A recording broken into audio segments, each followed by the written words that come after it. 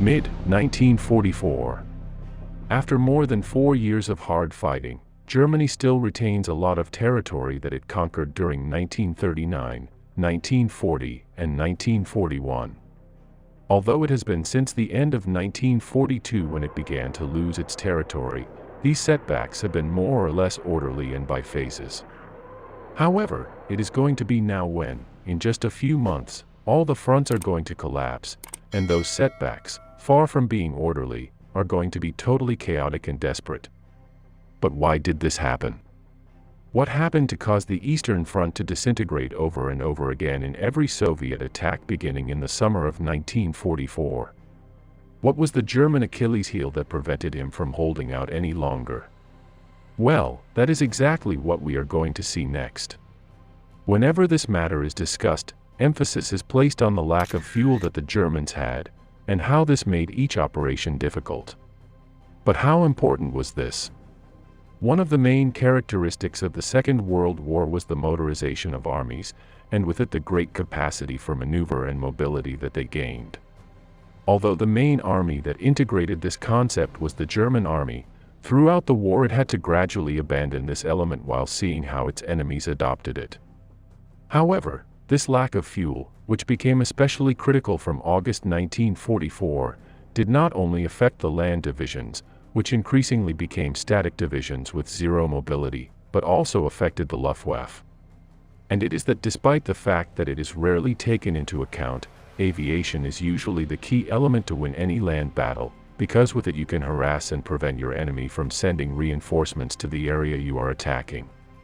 So while not having fuel can isolate and pin you down, it also results in your new recruits having less training, as scarce fuel is needed on the front lines and cannot be allocated to the academies.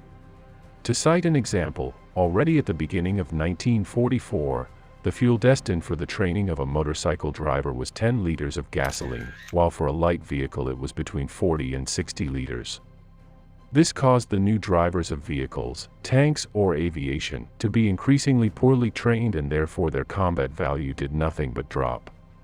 Before going into assessing the new characteristics of the German army during this final stage of the conflict, let us analyze why this drastic decrease in the obtaining of fuel by the Germans occurred. It should be noted that the Germans obtained their fuel from 3 main sources. The first was the Romanian deposits of Ploiești, and the second and third were its own synthetic fuel plants in Germany, and another smaller field in Hungary. Although until 1944 the production of these 3 sources had been maintained at an acceptable rate for the development of operations, despite being 30 times less than those of their enemies, everything changed in that summer of 1944. In the first place, the German synthetic oil plants were attacked by Allied aviation from the months of April and May, and their production was reduced by up to 90%.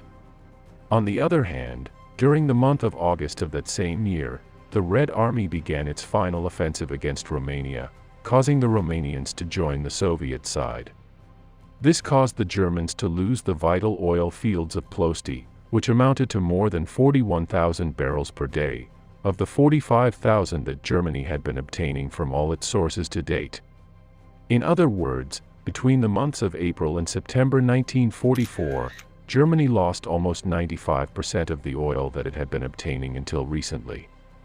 After giving these data, many will be wondering how Germany could endure such a loss. The answer to this is that Germany had a large reserve of fuel during the months of April to June, because they had not launched any major offensive, which was when their fuel consumption increased. Thus, and as we can see in this graph obtained in the book of Juan Pastrana's Operation Blue, during the last months of 1944, the Germans consumed all their reserves, staying at their lowest level since the conflict had begun.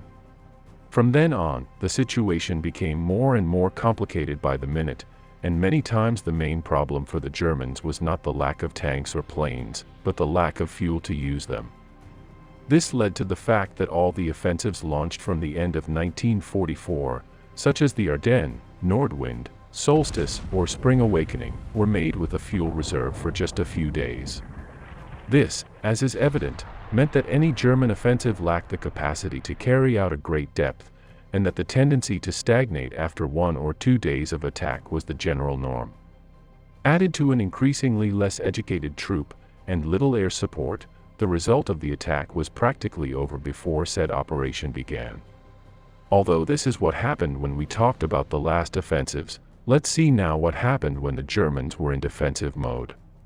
The great extension of the Eastern Front in mid-1944, among which we highlight the Belarusian Balcony that further increased the kilometers that the Germans had to defend, had forced the German divisions to have to stretch out to the maximum. This meant that each kilometer of the front was defended by just a few dozen soldiers, or in the worst case, not even that. In addition, at this point we have to point out that all ability to organize defenses in depth had also been lost, both due to the lack of means and troops to do so, and due to the increasingly rigid orders that came from the German leaders' headquarters. Thus, the German defensive system became a weak shell, with fewer and fewer armored reserves in its rear that were capable of plugging Soviet penetrations. Although the response capacity of the German panzer divisions was diminishing, due to the lack of fuel and enemy aerial harassment, the situation of the increasingly static German infantry divisions was even worse. By this date, the vast majority of German infantry divisions had lost their capacity for the offensive, and they were static units, without any type of motorized vehicle, and with a total dependence on horses to move. While this may not seem like a serious problem on its own, it certainly is when compared to the enemy mechanized and motorized divisions they had to deal with. This caused that once the front was broken by the Soviets, the German units were left isolated in their defensive emplacements, because they had no capacity to attack the Soviet vanguards, nor to withdraw at the same speed at which their enemy advanced. In addition, due to the lack of suitable means of transport, much heavy equipment had to be abandoned, and the men who finally made it to the new German line did so with virtually no equipment. As we can imagine, this did not help the German defensive line to be reinforced with guarantees to withstand the new Soviet offensive, and the same process was repeated a little later, as soon as the Red Army was able to reorganize and attack again. Thus, this precarious situation was the one that marked and determined most of the last battles on the Eastern Front, in which the lack of fuel, the imposition of static divisions, the loss of air control, the worst quality of the troops, and the weakness of the panzer divisions, caused the Wehrmacht to retreat some 1,000 kilometers in 10 months, concluding their fight in Berlin. Well, I hope that with this program you have understood what factors determined the way the German army fought during the last months of the conflict.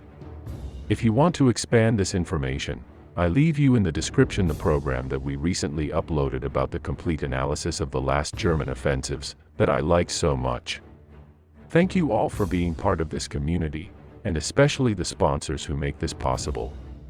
Subscribe and share this program if you liked it, and we'll see each other here as always, next Thursday and Sunday.